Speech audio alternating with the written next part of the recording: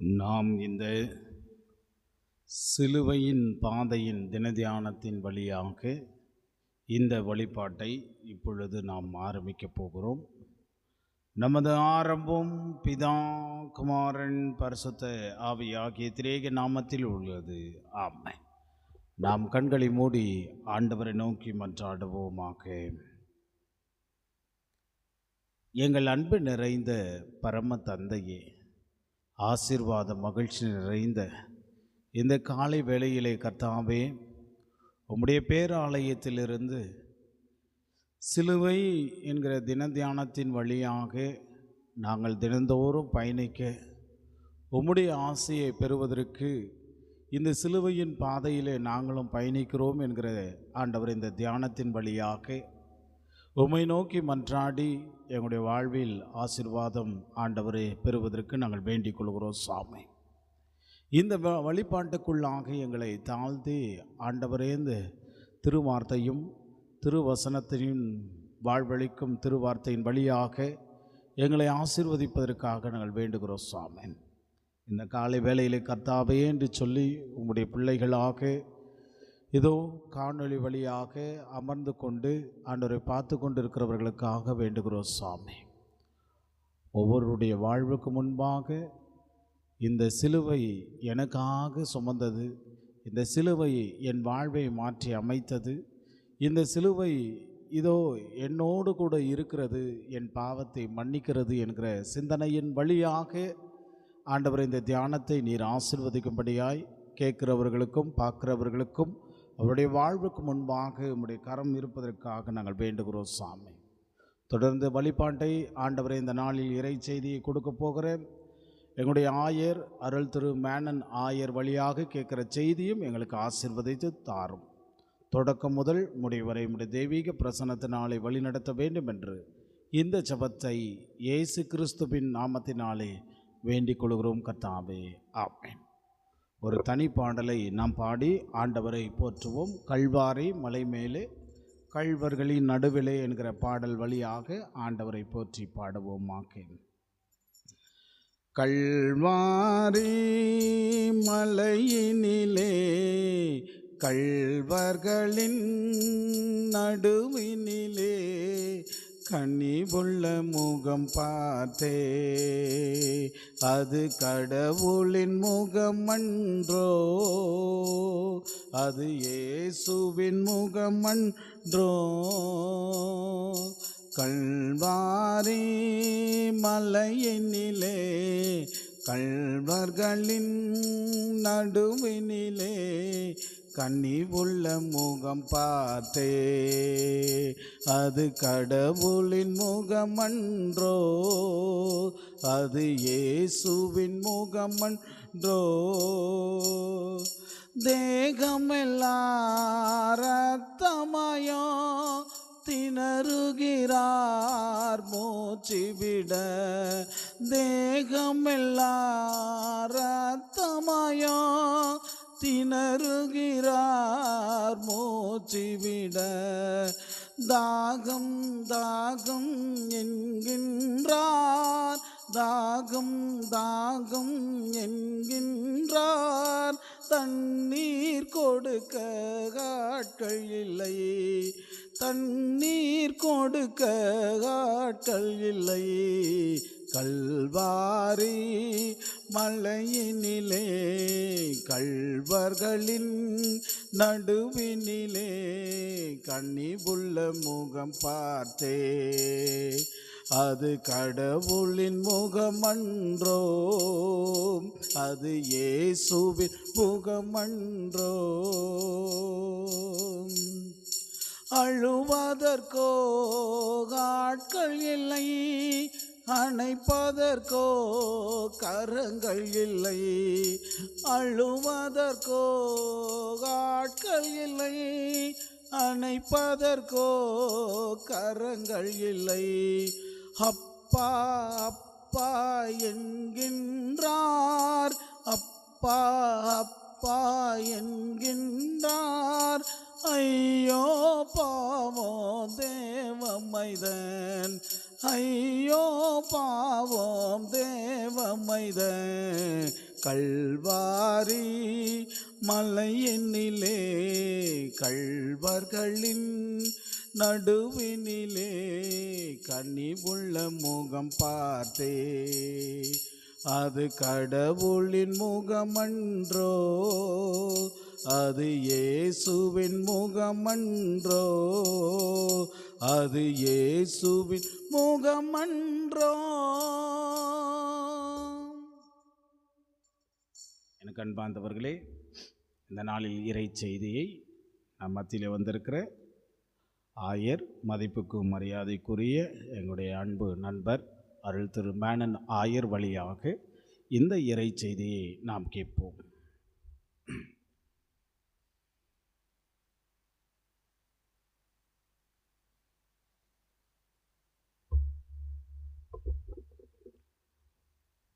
நெல்லுக்குள் மணியையும்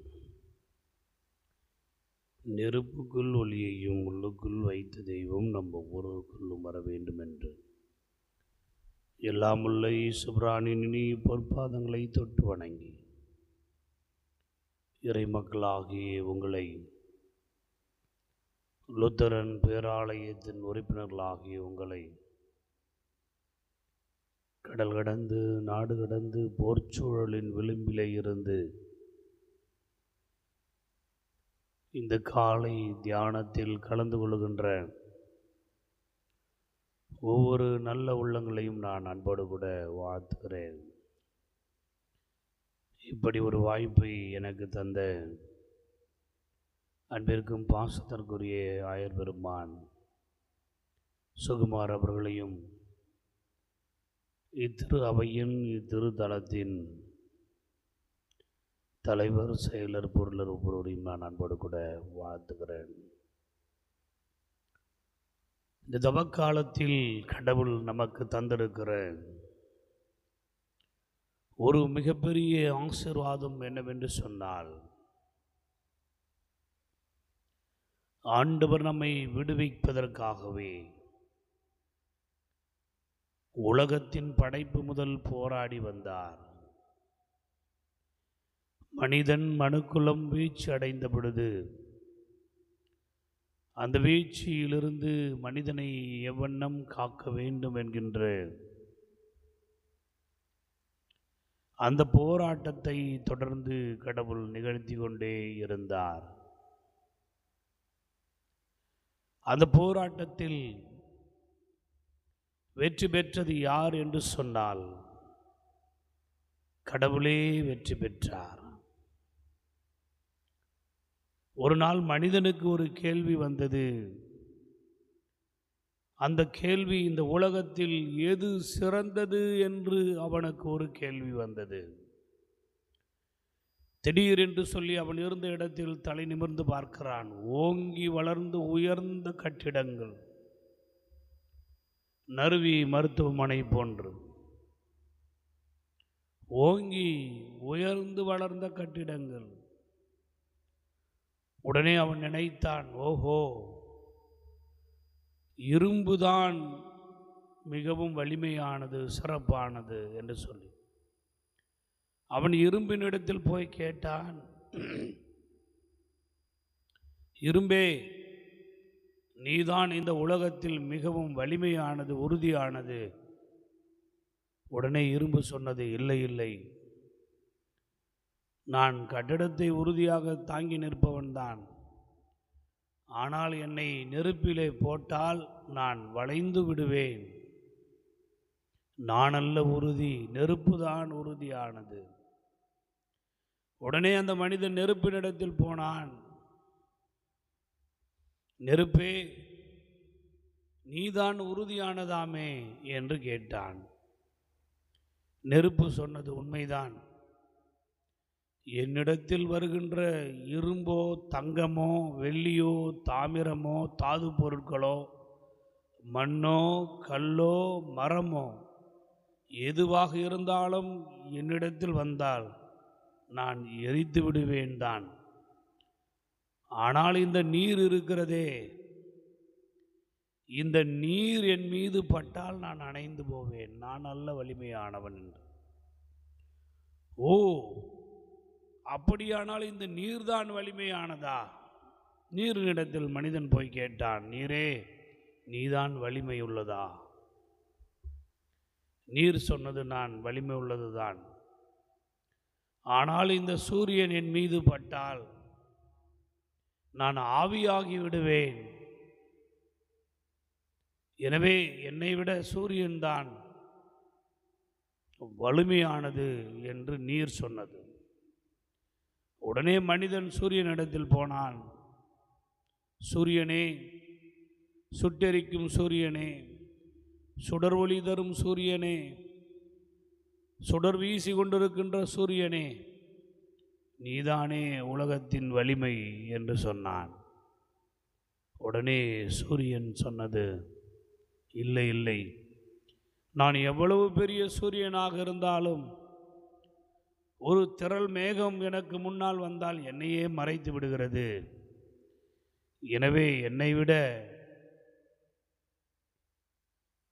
இந்த மேகம்தான் வலிமையானது என்று சூரியன் சொன்னது. ஏனெனில் என்னையே மறைக்கக்கூடிய ஆற்றல், என் ஒளியையே தடுக்கக்கூடிய ஆற்றல் இந்த மேகத்திற்கு உண்டு. எனவே இந்த மேகம்தான் வலிமையானது என்று சூரியன் சொன்னது. மேகத்திடம் போய், கார்மேகமே, கரிய மேகமே, மலை முகடு தவிடும் மேகக்கூட்டமே, நீதான் இந்த உலகத்தில் வலிமையானவனா என்று மனிதன் கேட்டான். மேகம் இடி இடித்து கொண்டே சிரித்து கொண்டே சொன்னது, எல்லோரும் அப்படித்தான் நினைக்கிறார்கள், ஆனால் நான் வலிமையானவன் அல்ல. என் மீது காற்று பட்டால் நான் மழையாக பொழிந்து விடுகிறேன். எனவே சூரியனை நான் மறைத்தாலும்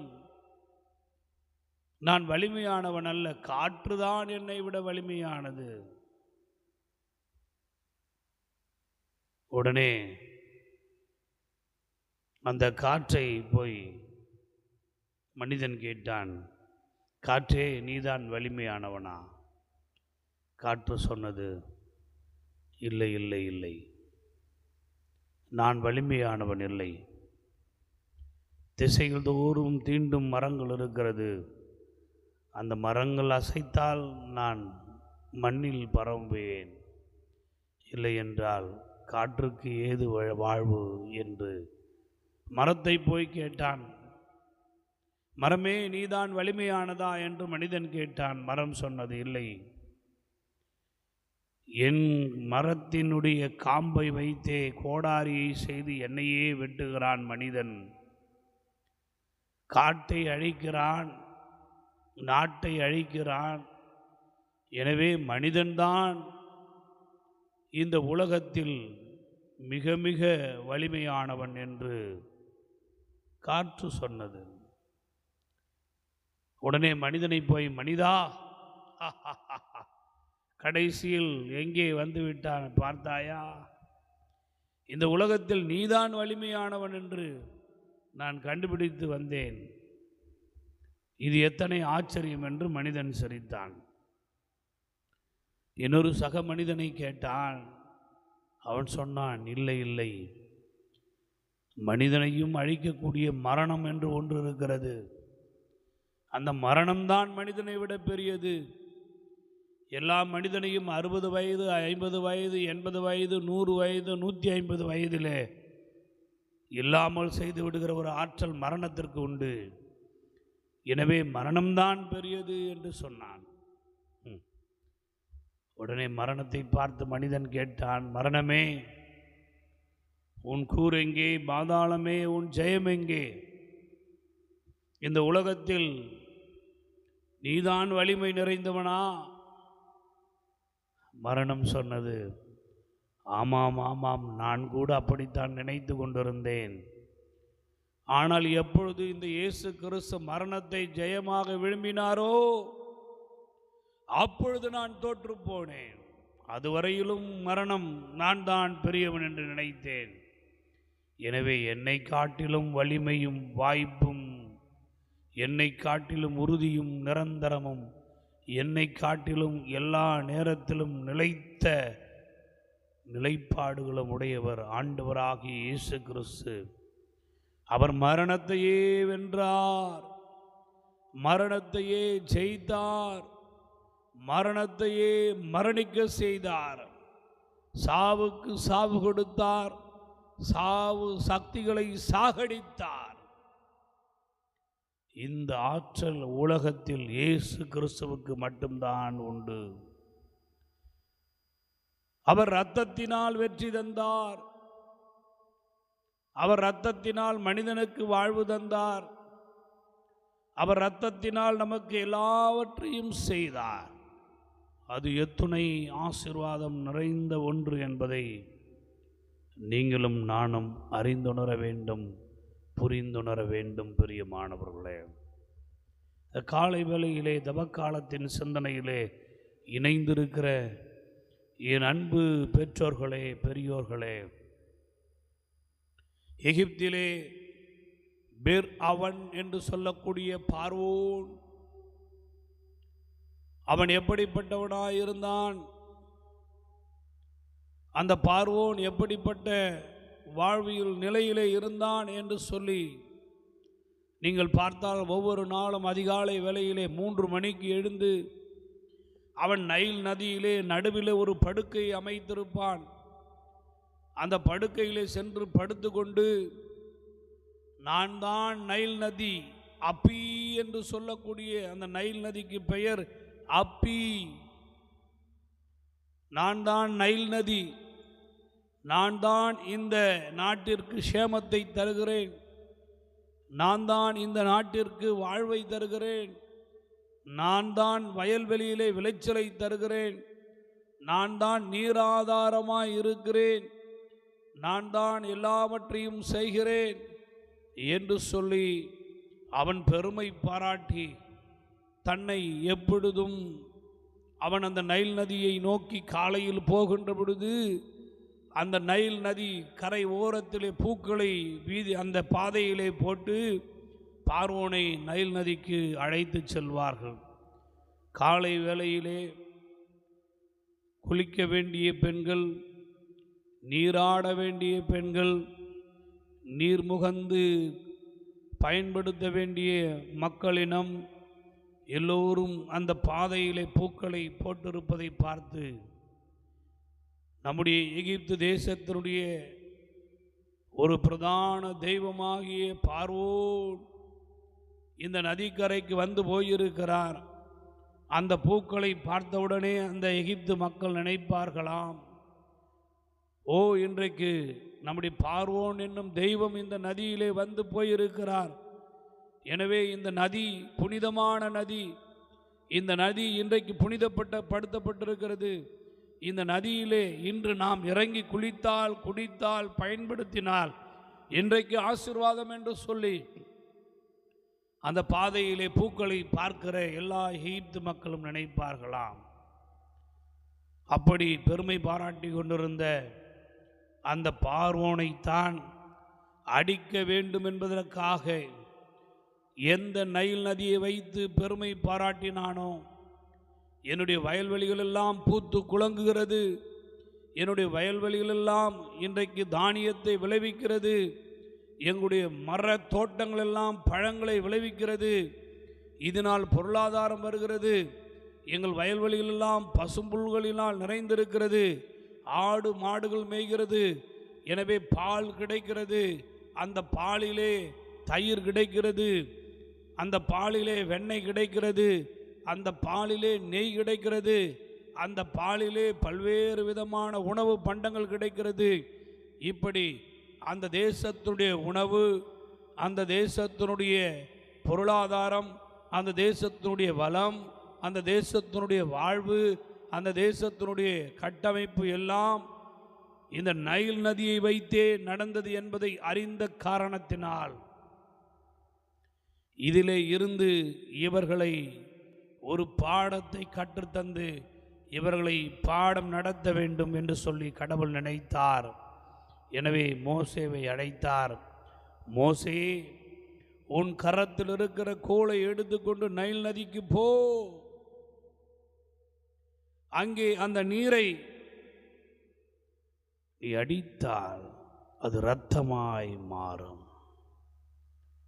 இரத்தமாய் மாறினால் என்ன நடக்கும்? அதில் இருக்கும் மீன் சாகும். அந்த மீன்களை எல்லாம் செத்தால் அதிலே கொசுக்கள் பிறக்கும். இன்னும் ராட்சச கொசுக்கள் வண்டுகளாக மாறும். அந்த வண்டுகள் வந்து மனிதனை கடித்தால் நோய் வரும். அந்த நோய் மனிதனுக்கு வந்தால் மனிதன் சாவான். ஆடு மாடுகள் சாகும். வாய் கோமாரி, கால் கோமாரி என்று கோமாரி நோய்கள் வந்து விலங்கினங்கள் சாகும். விலங்கினங்கள் செத்தால் மனிதனுக்கு போஷாக்கு இல்லாமல் பலகீனம் ஏற்படும். பலகீனம் ஏற்பட்டால் மனிதனுக்கு நோய் வந்து மனிதன் சாவான். மனிதன் செத்தால் அந்த தேசம் அழியும்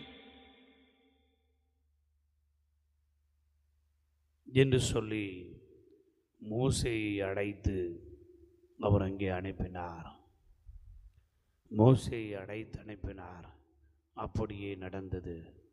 என் அன்பினரை மக்களே, ஆதியிலிருந்து இன்று வரைக்கும் கடவுள் உங்களுக்கும் எனக்கும் தரக்கூடிய விடுதலை என்பது இரத்தத்தினால் தரக்கூடிய விடுதலை. எகிப்து தேசத்தில் பஸ்கா பண்டிகை கொண்டாடினார்களே, அப்பொழுது இரத்தம் பூசப்பட்ட எல்லா வீடுகளிலும் உள்ள மக்கள் பாதுகாக்கப்பட்டார்கள். இங்கே இந்த நைல் நதியை இரத்தமாய் மாற்றி அந்த இரத்தத்தினால் இந்த மக்களுக்கு ஒரு விடுதலையை தர வேண்டும் என்று சொல்லி எகிப்து தேசத்தின் ஜீவாதாரமான நைல் நதியையே கடவுள் இரத்தமாக மாற்றுகிறார். இங்கேயும் இரத்தத்தினால் அவர் நமக்கு விடுதலை தருகிறார். கல்வாரி சிலுவையிலே அவர் தன்னுடைய சொந்த இரத்தத்தை தந்து, அங்கே ஆட்டின் இரத்தம், இங்கே ஆற்றின் இரத்தம், அது ஆட்டின் இரத்தம், இதில் நைல் ஆற்றின் இரத்தம், இங்கே ஆண்டவரின் இரத்தம், ஆட்டுக்குட்டியாகிய அவருடைய சொந்த இரத்தம், இது ஜீவாட்டுக்குட்டியின் இரத்தம். ஆக கடவுள் உங்களுக்கும் எனக்கும் இரத்தத்தினால் வெற்றி தருகிறார்.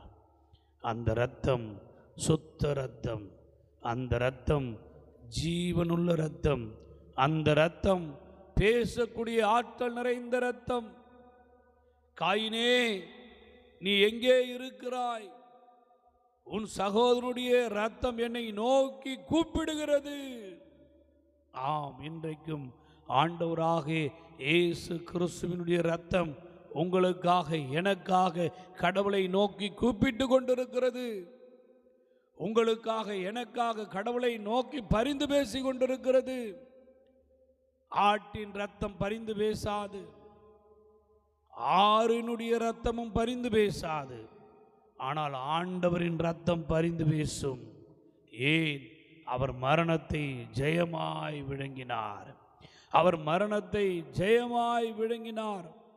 உங்களுக்கும் எனக்கும் செத்துப்போன இயேசு அல்ல, உங்களுக்கும் எனக்கும் செத்துப்போன கடவுள் அல்ல, உங்களுக்கும் எனக்கும் இறந்து போய் மரணத்திலே அடக்கம் செய்யப்பட்ட மூடப்பட்ட கல்லறையில் இருக்கிற இயேசு அல்ல.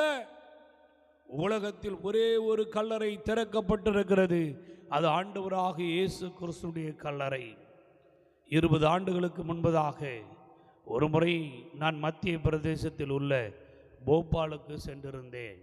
அந்த போபாலுக்கு அருகிலே விதிஷா என்று ஒரு மாவட்டம் இருக்கிறது. அந்த மாவட்டத்திற்கு சென்றேன். அந்த மாவட்டத்திலே சாஞ்சி என்ற ஒரு இடம் இருக்கிறது. அந்த இடத்திற்கு சென்றேன். சாஞ்சிக்கு சென்ற இடத்தில் ஒரு மலைமுகடு போன்ற ஒரு உயரமான இடத்திலே அவர்கள் படிகளை அமைத்து அழைத்து போனார்கள். அந்த இடத்தில் ஒரு பெரிய டூம் செய்யப்பட்டிருக்கிறது. அந்த டூமை சுற்றிலும் எல்லோரும் நடப்பதற்கு, சுற்றி வருவதற்கு, சுற்றுலா பயணிகள் பார்ப்பதற்கு வசதிகள் செய்யப்பட்டிருக்கிறது. இது என்ன என்று நான் கேட்டேன். இங்கேதான் புத்தரின் பல், இங்கேதான் புத்தரின் முட்டி, இங்கேதான் புத்தரின் தலைமுடி உள்ளே வைக்கப்பட்டிருக்கிறது என்று சொன்னார்கள். ஆக உலகத்தில் பிறந்த எல்லா மனிதருடைய கல்லறைகளும் இன்று வரை மூடப்பட்டிருக்கிறது. திறக்கப்பட்ட கல்லறை என்று ஒன்று இல்லை. அது ஒரே ஒரு கல்லறை, ஆண்டவராக இயேசு கிறிஸ்துவின் கல்லறை. அவர் மரணத்தை ஜெயமாக விழுங்கினார். எனவே அவர் சிந்திய இரத்தம் உங்களையும் என்னையும் உங்களுக்காக எனக்காகவும் இன்றைக்கும் இறைவனிடத்தில் பரிந்து பேசிக்கொண்டே இருக்கிறது. இதை கேட்டுக்கொண்டிருக்கிறேன் அன்பு சகோதரனே, சகோதரியே, நீ எப்படிப்பட்ட சூழ்நிலையில் இருந்தாலும், கைவிடப்பட்ட நிலையில் இருந்தாலும், காட்டி கொடுக்கப்பட்ட நிலையில் இருந்தாலும், உன் சூழ்நிலையில் இருந்து நடை தள்ளாடி விழுந்து போனாலும், வயதாகி போனாலும், வியாதி உன்னை பிடித்தாலும், பிரச்சனைகள் உன்னை ஆட்கொண்டாலும், கண்ணீரின் பாதையில் நடந்தாலும், கவலையிலே தத்தளித்து கொண்டிருந்தாலும், தோல்வி உன்னை தொடர்ந்து வந்து கொண்டிருந்தாலும், துரோகத்தால் வீழ்த்தப்பட்டிருந்தாலும், பல்வேறு விதமான போராட்டங்களால் நீ சலிப்படைந்து போயிருந்தாலும், குடும்பத்திலே சமாதானம் இல்லாமல் இருந்தாலும், என் வாழ்க்கையில் நிம்மதி இல்லை என்று நீ நினைத்து கொண்டிருந்தாலும், இப்பொழுது உன்னையும் என்னையும் பார்த்து ஆண்டவர் சொல்லுகிறார், என் மகனே, நான் உன்னோடு கூட இருக்கிறேன். நான் உன்னை கைவிடுவதில்லை. நான் உன்னோடு கூட இருக்கிறேன். நானோ பவுலடிகளார் சொல்லுவதை போன்று சிலுவையில் அறையப்பட்ட அந்த இயேசு கிறிஸ்துவை பற்றியே இல்லாமல் வேறொன்றையும் குறித்து நான் பெருமை பாராட்ட மாட்டேன். சிலுவையில் அறைந்த இயேசு கிறிஸ்துவை பற்றியே நான் பெருமை பாராட்டுவேன் என்று பவுலடிகளாரை போன்று நீங்களும் நானும் சிலுவையில் அறையப்பட்ட இயேசுவை பார்க்கிற பார்வையில் அவரே உங்களையும் என்னையும் காக்கிற கடவுள். ஏன்? அவர் இரத்தத்தினால் நம்மை மீட்டிருக்கிறார். தன் சொந்த இரத்தத்தினால் நம்மை குறையமாக கொண்டிருக்கிறார். அவர் உங்களை காப்பார், உங்களை கைவிடவே மாட்டார். எல்லாம் உள்ள இறைவன் உங்களை ஆசீர்வதித்து காப்பாராக. ஆமேன், ஆமேன், ஆமேன்.